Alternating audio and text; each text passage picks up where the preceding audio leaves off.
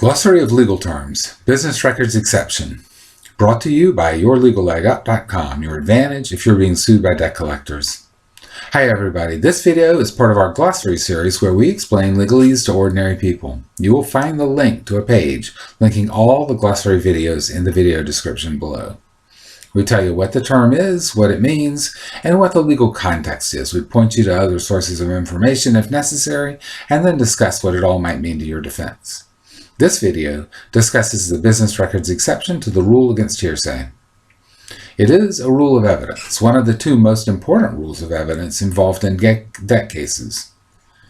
What you need to remember to start off with is that documents created outside of the courtroom are hearsay as to their contents. And hearsay is not allowed as evidence unless there's an exception to that rule. So to take a quick step back, a court is required to base its decisions on evidence, admissible evidence. The rules of evidence determine what is actually admissible and what constitutes evidence. You have to remember, though, that it's the parties of the lawsuit's responsibility to argue whether something is actually evidence or is admissible. In other words, to object to material that isn't proper. These rules are not self-enforcing. So you will need to be prepared to argue that their hearsay documents are not evidence under the rules. To reiterate, documents created outside the courtroom are hearsay. They aren't allowed as evidence unless some exception to the hearsay rule would allow them in. The most important exception to the rule against hearsay in debt cases is the business records exception, and it's fair to say that most debt defense cases will be decided based upon this rule. Every state has its own version of the business records exception, and you should look up your own state's rule. Google your state's name and the words business records exception, and you will find cases which spell out what the rule is for you. Read some of those cases and make a copy of a couple of the most recent ones.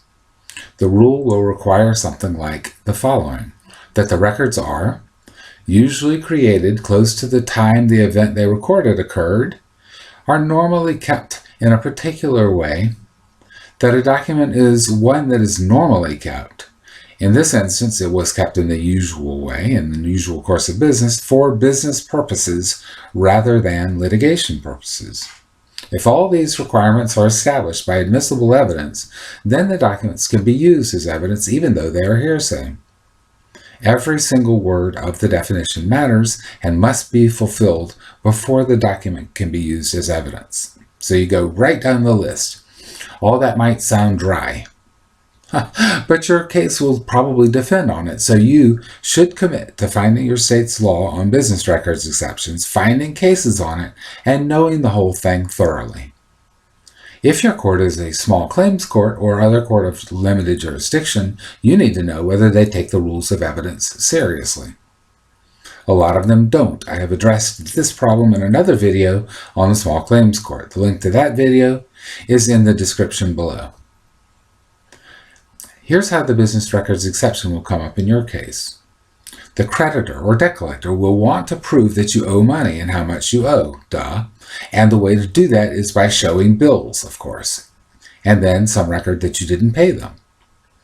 In today's society, that's really the only practical proof that almost anybody will ever get. But do you see the problem with it? The bills were created out of court, and they're therefore hearsay. Is there an exception that would allow them to be used? There is, only if the business records exception applies. You need to know why the business records exception does not apply in your case. Win that argument, and you're almost sure to win the whole case. And in many cases, you can win that argument without even going to trial.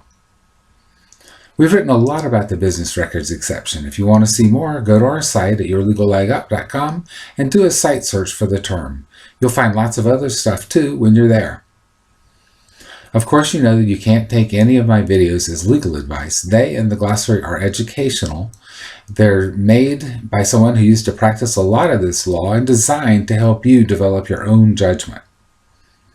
Most people can represent themselves in debt law cases because of the kind of law it is and the kind of business it involves, but you don't have to do it alone.